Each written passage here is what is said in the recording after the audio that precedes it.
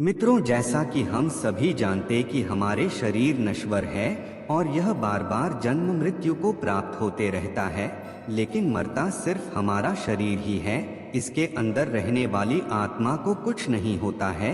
वह शरीर की मृत्यु के बाद वह आत्मा एक शरीर से लेकर दूसरे शरीर में प्रवेश करते रहता है और यह सिलसिला चलते रहता है। मगर आज हम लोग जानेंगे कि मनुष्य के जन्म से पहले और मृत्यु के बाद आत्मा कहाँ जाती है, क्या करती नहीं, इन्हीं सब के बारे में जानेंगे, जिसका वर्णन हिंदू धर्म के 18 पुराणों में से एक गरुड़ पुराण में दिया गया है। चलिए जानते हैं। जन्म से पहले और मृत्यु के बाद आत्मा कहाँ रहती है। गरुड़ पुराण में वर्णित कथा के अनुसार जैसे ही एक आत्मा अपना शरीर का त्याग करता है तो उस आत्मा को परलोक ले जाने के लिए यम का दूत पहले से ही वहां मौजूद होता है, जिन्हें उन यमदूतों को देखकर अच्छे कर्म करने वाले व्यक्ति का आत्मा बड़ी ही आसानी के साथ उनके साथ चल देते हैं। लेकिन बुरे कर्म करने वालों की आत्मा को यमदूत द्वारा जबरदस्ती खींच कर ले जाया जाता है, जिसके बाद उन यमदूतों द्वारा आत्माओं को ले जाकर यमराज के सामने उपस्थित करते हैं, जहां पर उन आत्माओं द्वारा जीवन में किया गए अच्छे बुरे कर्मों का हिसाब देते हैं और 24 घंटे तक वह आत्मा यमलोक में ही रहती है। मृत आत्मा का सफर। उसके बाद यमदूत 24 घंटे के बाद उन आत्माओं को वही ले जाकर छोड़ देते हैं जिस घर में उसकी मृत्यु हुई थी, जिसके बाद यहाँ वह आत्मा 13 दिनों तक अपने घर में रहती है और फिर 13 दिनों के पश्चात अंतिम संस्कार से जुड़ी सभी क्रियाएं समाप्त होने पर यमदूत उन्हें फिर से लेने आते हैं और उन्हें अपने साथ यमलोक की यात्रा पर ले जाते हैं, जहां उन्हें जब लोक तक पहुंचने वाली मार्ग में अनेक प्रकार की यातनाएं सहनी पड़ती है।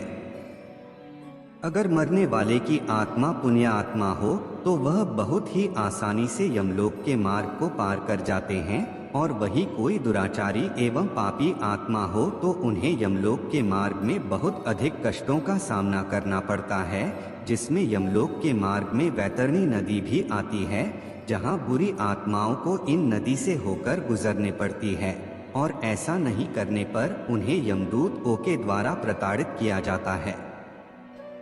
17 दिनों के बाद इस भयानक मार्ग से यात्रा करने पर 18वें दिन यमदूत उन आत्मा को लेकर यमलोक पहुंचते हैं।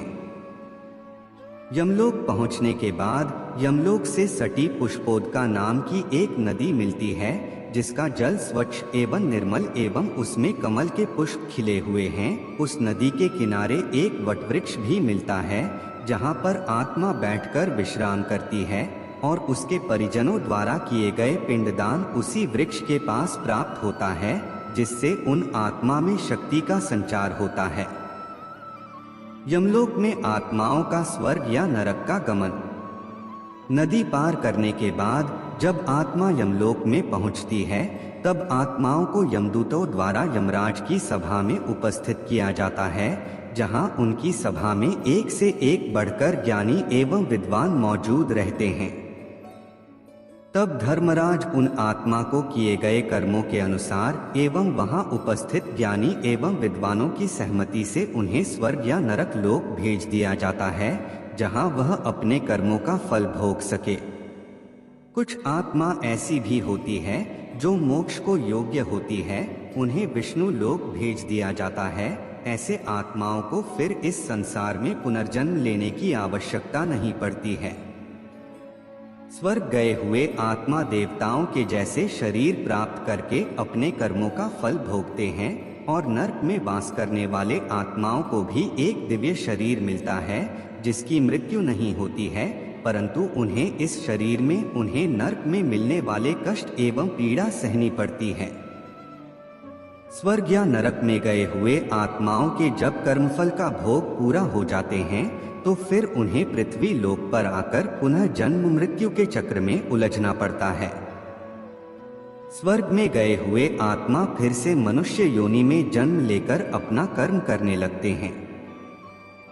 नर्क में रहने वाली बुरी आत्मा अपने कर्मों का फल भोग कर फिर से पृथ्वी लोक पर आकर पशु पक्षियों, पेड़ पौधे एवं 84 लाख योनियों भटकने के बाद तब फिर उन्हें सकाम कर्म एवं मोक्ष प्राप्त करने के लिए मानव शरीर प्राप्त होता है। फिर भी आज के समय में लोग धर्म का आचरण छोड़कर गलत राह पर चलते हैं। इसका परिणाम लंबे समय तक भुगतना पड़ता है। इसलिए दोस्तों, हम लोग जीवन में जितने अच्छे से अच्छे कर्म करें तभी हमारा मानव जीवन सफल होगा। तो मित्रों, कैसी लगी हमारी कहानी कमेंट में ज़रूर बताएं और ऐसे ही वीडियो के लिए चैनल को सब्सक्राइब करना ना भूलें। धन्यवाद।